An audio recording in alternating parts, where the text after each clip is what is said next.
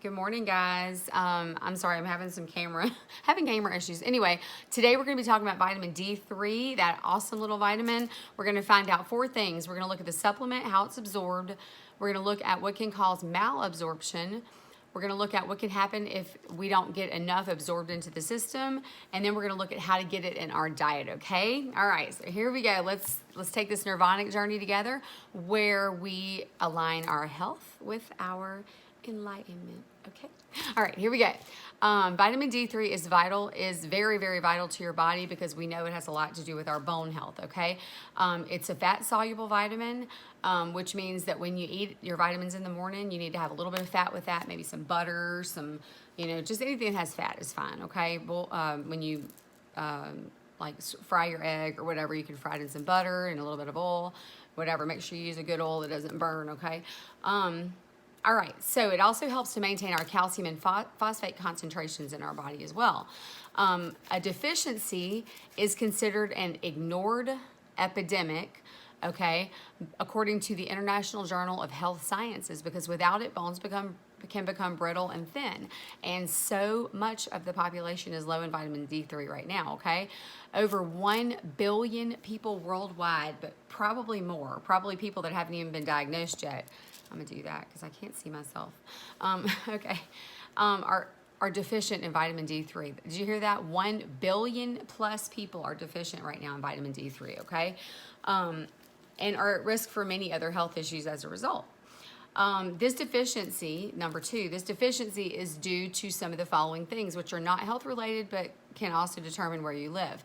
The latitude. At higher latitudes, the amount of UVB light that's able to get through and reach the earth because of the low angle of the sun, okay, causes vitamin D3 deficiencies. Air pollution may also cause a problem. You know, in China, where the air pollution level is always so high that people wear masks anyway, which our earth was able to heal a little bit during this, pandemic.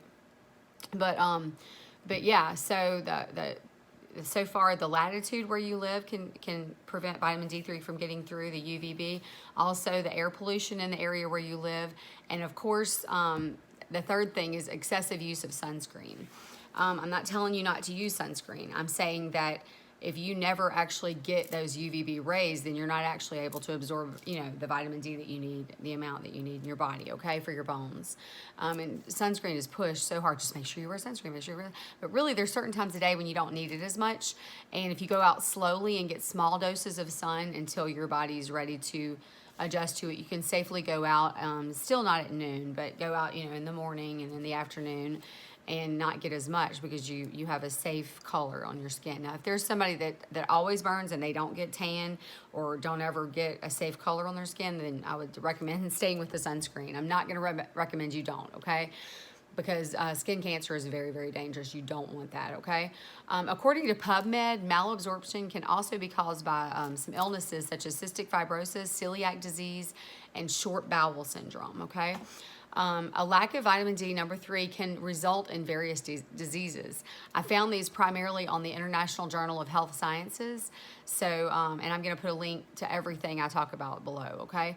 All right, so there are reasons where things that can happen as a result of lack of vitamin D3 is obesity, frequent illness, because it messes up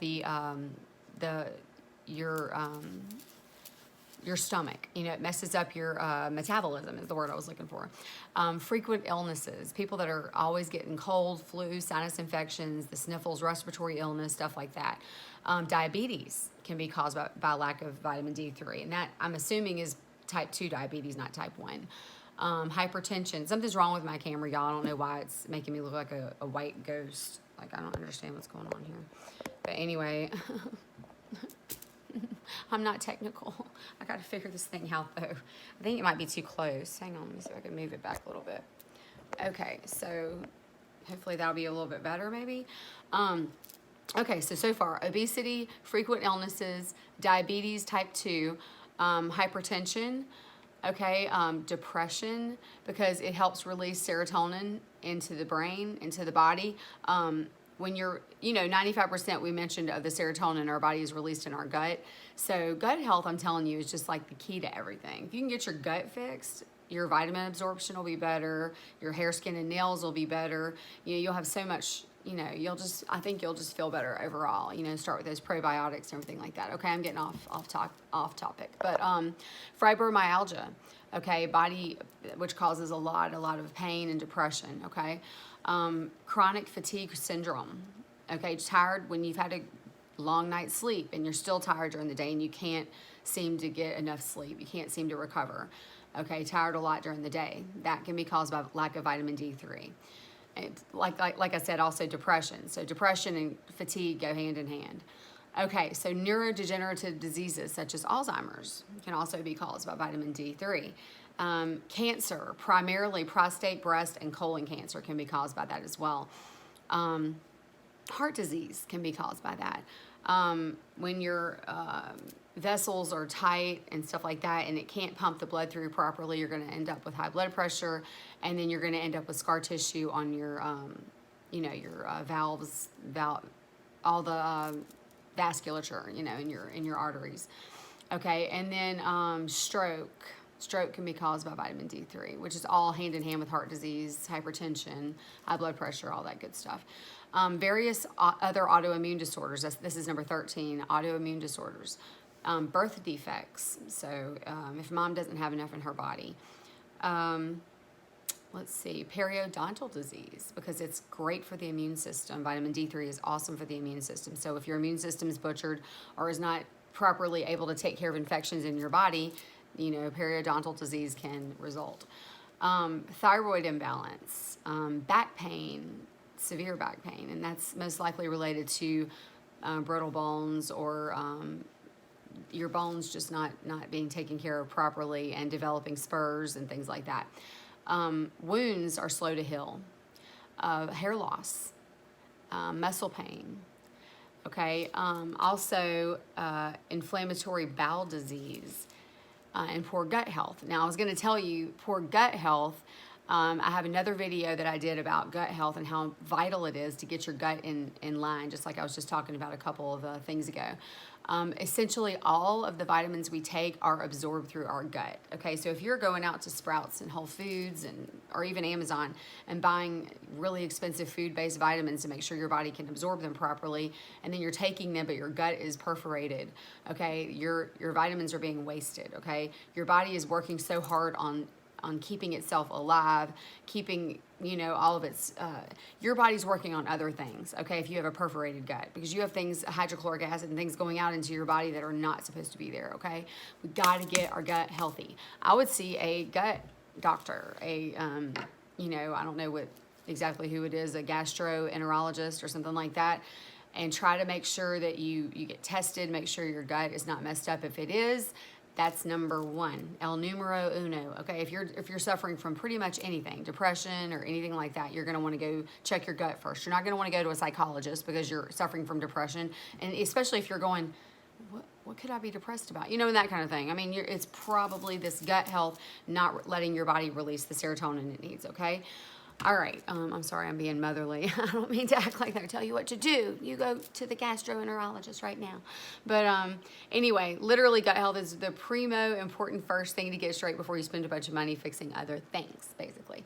Now, what to do about vitamin D, how to get into our diet. There's so many foods rich in vitamin D, but folks, mainly just get outside, okay? Now, if you live in somewhere where there's not a lot of sunshine, ain't no sunshine when she's gone. Call her. No, I'm kidding. I'm kidding. No, Washington, like state, places like that where there's low sunshine amounts, make sure you're getting, I would say, a good 30 minutes of sun a day at least, okay? Get outside, plant a garden, put some herbs in some pots, go outside to water them, just give yourself a reason. Sip your coffee. Well, no, you don't sip coffee that late in the day, but once the sun comes out, sit on your deck, sit on your front porch, take a walk. If you live in the city, if you live in the concrete jungle, take a walk, get outside, go to the park, get outside, walk your dog. If you don't have a dog, get a dog. Okay, everybody needs a dog. Okay, that's a great way to get vitamin D. You need to have a blood test done. Okay, I would recommend having it before I go implementing some large amount of vitamin D3 into your body. Go get a 25 OHD test. The proper test to get is 25 in parentheses OH and then D at the end. Okay, that's gonna be the right kind of test to get done to see if you're low. If you're teetering on low, if you're a little bit low, then you still need to implement vitamin D into your diet until you have a nice healthy vitamin D figure, okay, which is rare. Most people that I tested at the pediatrics office, I'm a phlebotomist also, had low vitamin D levels, okay. You can come back, your doctor will probably recommend you come back in 3 to 6 months and be retested, so that'll be great. You can come back and see if the things you've implemented, just getting some sunshine, taking a supplement, something like that. Okay, so the vitamin D that me and my kids have been taking for years is called Nature Wise. I have that one, a link to that one listed below. It's a good one. Make sure you have a little fat, like I said, when you take it. So when you take your vitamins, you could put coconut oil in a protein shake. You can just have a spoonful of coconut oil with your vitamins if you want to. Coconut oil is wonderful for you, the cold pressed organic coconut oil. Okay. I wish all of you the very, very best. If you have any specific questions or anything that I kind of glazed over that you wish you knew more about, you can just leave a comment in the section down below. My kids have we've been taking vitamin D3 for years and years and years. So I'm pretty familiar with vitamin D and which kind to take, how much to take, and all that kind of stuff. So let me know if you have any questions. I'm not a doctor, so I can't tell you exact numbers. And because our vitamins are not approved by the FDA in the United States, then they don't have a recommended daily allowance. But do your research, because it's all over the internet. I mean, it's all over Google. You can find articles on it. You can find other people that take it and have been taking it for years, and they give it to their kids. So go look that up, okay, guys? And I love you all. Best to all of you, and namaste.